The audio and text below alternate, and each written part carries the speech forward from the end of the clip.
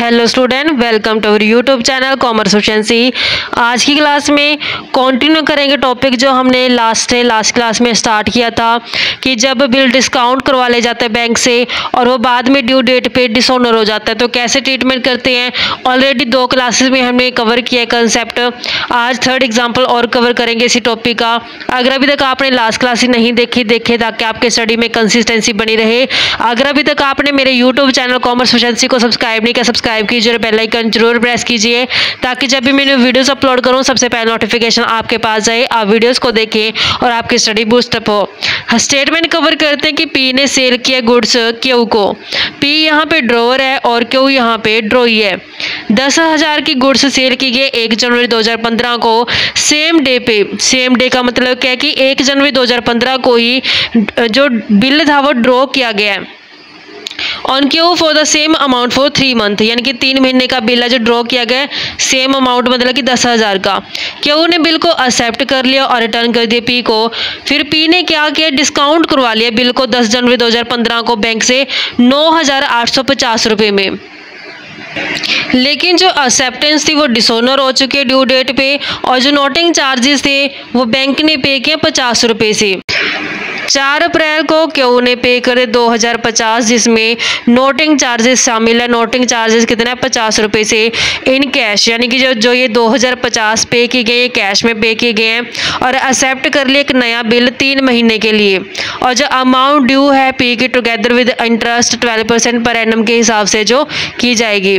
Make general entry in the books of P और Q, record this transaction. तो हमने P और Q यानी कि ड्रॉअर और ड्रॉई दोनों की ही बुक्स ऑफ अकाउंट्स के अंदर जनरल एंट्री रिकॉर्ड करनी है।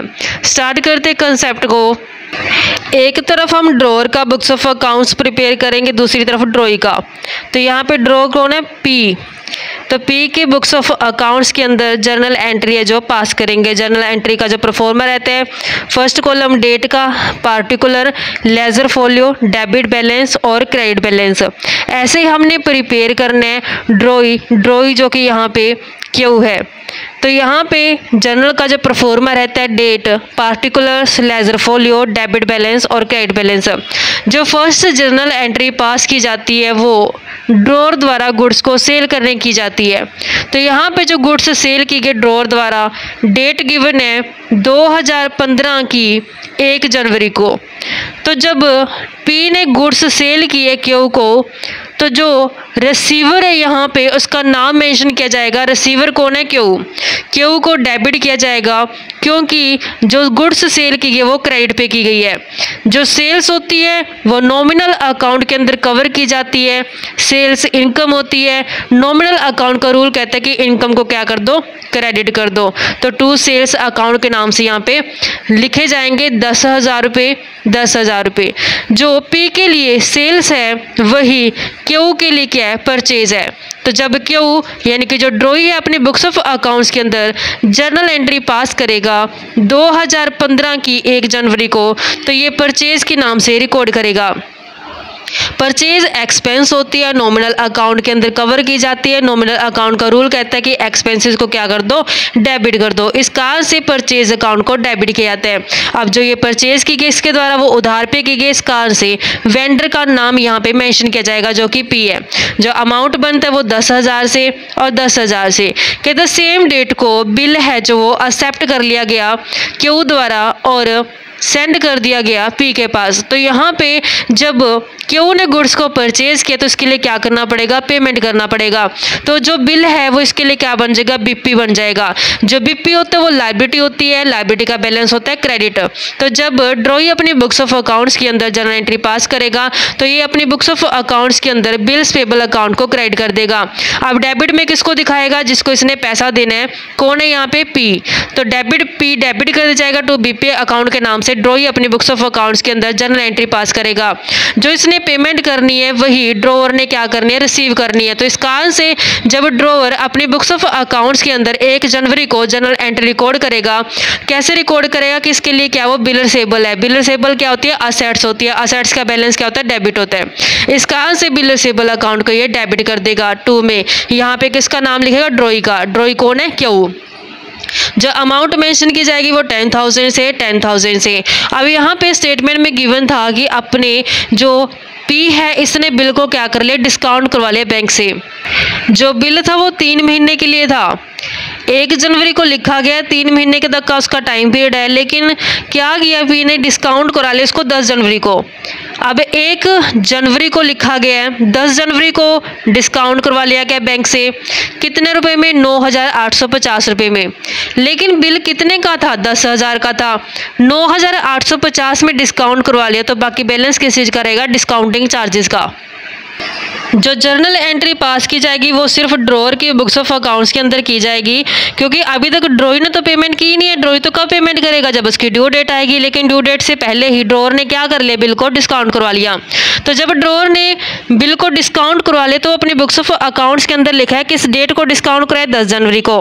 तो 10 जनवरी को उसने बिल दे दिया और उसके बदले क्या ले लिया, पैसा ले लिया। तो इसने बैंक अकाउंट को क्या कर देना, डेबिट कर देना, क्योंकि पैसा इसको रिसीव हो रहा है।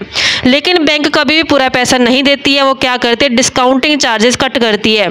तो यहाँ पे डिस्काउंटिंग चार्जेस को क्या कर दिया जाएगा, डेबिट कर दिया जाएगा। डिस्काउंटिंग चार्जेस अकाउंट डेबिट 2 में। अब इसके पास से क्या चला गया, BR चला गया, तो BR को क्या कर देंगे, यहाँ पे क्रेडिट कर देंगे।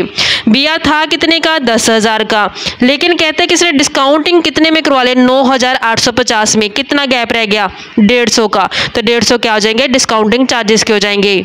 जो बिल लिखा गया वो 3 महीने का लिखा गया, तो जैसे ड्यू डेट आई 3 महीने के बाद, तो एक्सेप्टेंस होगी डिसऑनर, यानी कि ड्यू डेट पे क्या किया, मना कर गया ड्रॉई पैसा देने से, जिस कारण से बैंक को नोटिंग चार्ज देने पड़ गए 50 रुपये।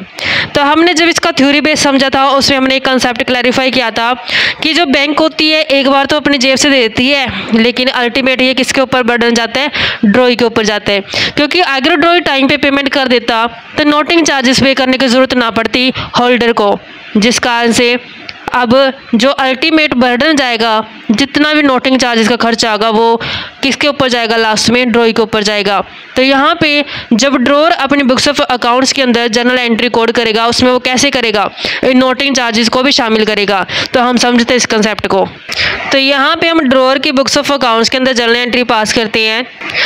जो टाइम पीरियड बनते हैं, ड्यू डेट बनती है बिल की, वो कितनी बनती है, 1 जनवरी को लिखा गया है 3 महीने के लिए। तो 1 जनवरी से 1 फरवरी 1 महीना, 1 फरवरी से 1 मार्च दूसरा महीना, 1 मार्च से 1 अप्रैल तीसरा महीना। तो 1 अप्रैल बनती है, लेकिन 3 दिन एक्स्ट्रा दिए जाते हैं किस चीज़ के, ग्रेस डेज के। तो 4 अप्रैल को है जो ड्यू डेट बनती है बिल की, लेकिन 4 अप्रैल को बिल क्या हो गया, डिसऑनर हो गया। तो यहाँ पे जिस कारण से नोटिंग चार्जेस बैंक को पे करने पड़ गए। अब 4 अप्रैल को जब ड्रॉअर अपनी बुक्स ऑफ अकाउंट्स के अंदर जर्नल एंट्री रिकॉर्ड करेगा तो कैसे करेगा, क्योंकि जो बर्डन है अल्टीमेट किसके ऊपर जाना है, ड्रॉई के ऊपर जाना है। इस कारण से अपने बुक्स ऑफ अकाउंट्स के अंदर किसको डेबिट करेगा, ड्रॉई को। ड्रॉई कौन है यहाँ पे, Q2 में। क्रेडिट किसको करेगा, बैंक अकाउंट को। टोटल कितना पैसा देना पड़ेगा इसको। अब यहाँ पे बिल का कितना पैसा था, 10,000 का तो बिल था, बिल का पैसा प्लस में नोटिंग चार्जेस कितने, 50 रुपये। तब टोटल इसको 10,050 रुपये है, 10,050 रुपये किससे चार्ज करेगा, Q से। अब जब Q अपने बुक्स ऑफ अकाउंट्स के अंदर जर्नल एंट्री रिकॉर्ड करेगा तो कैसे करेगा वो। तो यहाँ पे Q की बुक्स ऑफ अकाउंट्स के अंदर जो जर्नल एंट्री पास की जाएगी ड्यू डेट को 4 अप्रैल को, तो जो ये BP है इसके लिए क्रेडिट किया हो यहाँ पे, तो अब क्या करेगा, इसको डेबिट कर देगा, क्योंकि इसने क्या कर, इसकी पेमेंट नहीं की, डिसऑनर हो चुका है। अब BP का पैसा प्लस नोटिंग चार्जेस का भी पैसा इसको देना पड़ेगा, तो नोटिंग चार्जेस भी क्या हो जाएंगे, डेबिट हो जाएंगे। अब ये टोटल दोनों पैसा किसको देना पड़ेगा, इसको ड्रॉअर को। ड्रॉअर को ना यहाँ पे अपने पास P है। BP का कितना पैसा देना पड़ेगा इसको, 10,000, और नोटिंग चार्जेस का कितना देना पड़ेगा, 50। तो टोटल कितने देगा ये, 10,050 रुपये किसको देगा, P को, क्योंकि इसी की पेमेंट ना करने के कारण जो नोटिंग चार्जेस का खर्चा पड़े। अब इसको 10,000 के बजाय क्या देना पड़ेगा, नोटिंग चार्जेस भी देना पड़ेगा। टोटल 10,050 रुपये हो जाएंगे। अब स्टेटमेंट में गिवन है कि 4 अप्रैल को Q ने 2,050 रुपये दे दिए, जिसके अंदर क्या शामिल है, नोटिंग चार्जेस शामिल है। 2,050 किस में दिए, कैश में। तो ये कैश किसको रिसीव होगा, ड्रॉअर को रिसीव होगा, और पे कौन करेगा, ड्रॉई करेगा। तो ड्रॉर जो कि पी है वो अपनी बुक्स ऑफ अकाउंट्स के अंदर जर्नल एंट्री रिकॉर्ड करेगा। 4 अप्रैल को इसको पैसा मिला है तो 4 अप्रैल को ये कैश अकाउंट को डेबिट करेगा क्योंकि इसके पास कैश आ रही है। कैश रियल अकाउंट होती है, रियल अकाउंट का रूल कहता है डेबिट व्हाट कम्स इन। अगर कैश आ रही है तो इसको क्या किया जाएगा, डेबिट किया जाएगा। 2 में किससे पैसा मिला इसको, ड्रॉई से। ड्रॉई कौन है, क्यों। कितना पैसा दे दिया उसने, 2050 रुपये दे दिए। 2050 रुपये, 2050 रुपये इसको तो रिसीव हुआ है, लेकिन ड्रॉई ने क्या किया, इसकी पेमेंट की है। तो जब ड्रॉई अपने बुक्स ऑफ अकाउंट्स के अंदर 4 अप्रैल को जर्नल एंट्री रिकॉर्ड करे तो कैसे करेगा, किसको पेमेंट की है यहाँ पे इसने, पी को। पी कौन है, रिसीवर। रिसीवर को क्या किया जाता है, डेबिट किया जाता है पर्सनल अकाउंट के रूल के हिसाब से। 2 में कैश जा रही है, रियल अकाउंट होता है, रियल अकाउंट का रूल कहता है credit what goes out. Cash जा रही है, इसका से कैश को क्रेडिट कर दो। तो 2050 रुपये, 2050 रुपये इसने पेमेंट कर दिया। नेक्स्ट कहते हैं कि एक्सेप्ट कर ले एक नया बिल 3 महीने के लिए, यानी कि बिल क्या हो चुका है, रीन्यू हो चुका है। For the amount due to P, अब जितना बैलेंस रहेगा वो प्लस उसके साथ इंटरेस्ट 12% पर एनुम।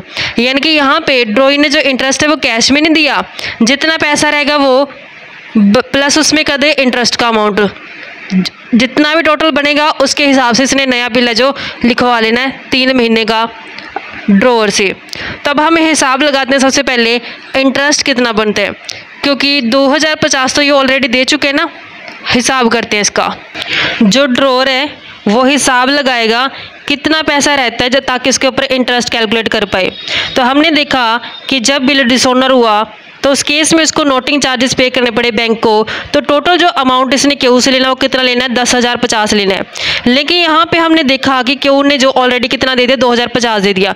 तो अब कितना रह गया कि 10,050 लेने थे क्यू से, 2050 वो दे चुका, तो 8,000 रह गए हैं। तो 8,000 के ऊपर जो इंटरेस्ट कैलकुलेट किया जाएगा वो 12% से किया जाएगा।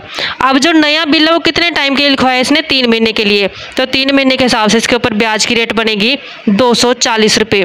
तो यहाँ पे जो ब्याज है 4 अप्रैल को अपनी बुक्स ऑफ अकाउंट्स के अंदर रिकॉर्ड करेगा ड्रॉई, इसकी जर्नल एंट्री पास की जाएगी। क्यू को डेबिट कर देगा, 2 में इंटरेस्ट अकाउंट को क्रेडिट कर देगा। इंटरेस्ट जो होता है वो नॉमिनल अकाउंट के अंदर कवर किया जाता है। नॉमिनल अकाउंट का रूल कहता है कि गेंस को क्या किया जाए, क्रेडिट किया जाए। इसका आंसर इसको क्या किया जाता है, यहाँ पे क्रेडिट किया जाता है। तो यहाँ पे जो इंटरेस्ट बनता है वो 240 है, 240 है। अब जब यही जर्नल एंट्री जब ड्रॉई अपनी बुक्स ऑफ अकाउंट्स के अंदर रिकॉर्ड करेगा तो इंटरेस्ट उसको क्या करना पड़ेगा, पे करना पड़ेगा।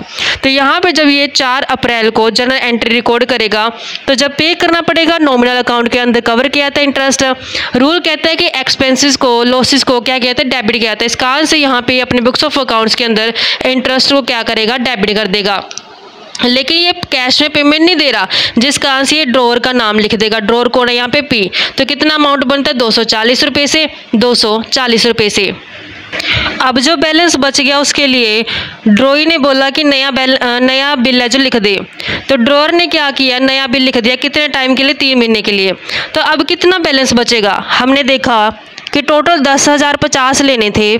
10,050 में से 2,050 दे दिए तो 8,000 रहते हैं। 8,000 तो इससे ये लेने रहते हैं, बाकी 240 का क्या होगा, इंटरेस्ट हो गया। तो टोटल कितना हो गया, 8,000 रुपये लेने हैं, 240 इंटरेस्ट के लेने हैं। तो टोटल 8,240 रुपये ये लेगा। तो यहाँ पे इसके लिए क्या होगा, BR होगा।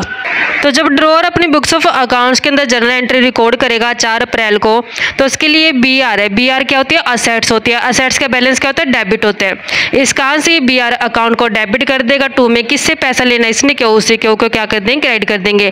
कितने के लिए नया बिल लिखा गया, 8,240 से, 8,240 से।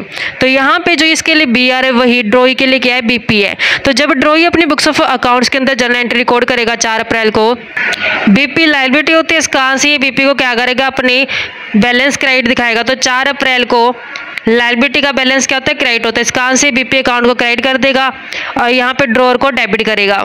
तो जो बिल है नया वो 8,240 से है, 8,240 से है। अब यहाँ पे ये स्पेसिफाई नहीं किया गया स्टेटमेंट में कि क्या इसकी पेमेंट टाइम पे कर दी है नहीं कर दी, सिर्फ हमें यहाँ तक इन्फॉर्मेशन गिवन है स्टेटमेंट की, तो हमने यहाँ तक इसकी जर्नल एंट्री पास कर दी है। अगर ये बोलता आगे स्टेटमेंट में कि हाँ टाइम पे पेमेंट कर दी गई इस नए बिल की, तो हम इसकी पेमेंट की एंट्री भी कर देते, लेकिन ऐसा कुछ स्टेटमेंट में गिवन नहीं है, इस कारण से हमने सिर्फ यहीं तक जर्नल एंट्री इसकी पास करनी है। आई होप बच्चों कि आपको एक कंसेप्ट क्लियर हो गया होगा। नेक्स्ट क्लास में कवर करें एक नया कंसेप्ट। ऐसी रेगुलर क्लासेस के लिए आप मेरे यूट्यूब चैनल कॉमर्स एफिशिएंसी को सब्सक्राइब, लाइक और शेयर करें। बेल आइकन जरूर प्रेस करें ताकि जब भी मैंने वीडियोस अपलोड करूँ सबसे पहले नोटिफिकेशन आपके पास जाए, आप वीडियोस को देखकर आपकी स्टडी बूस्ट अप हो।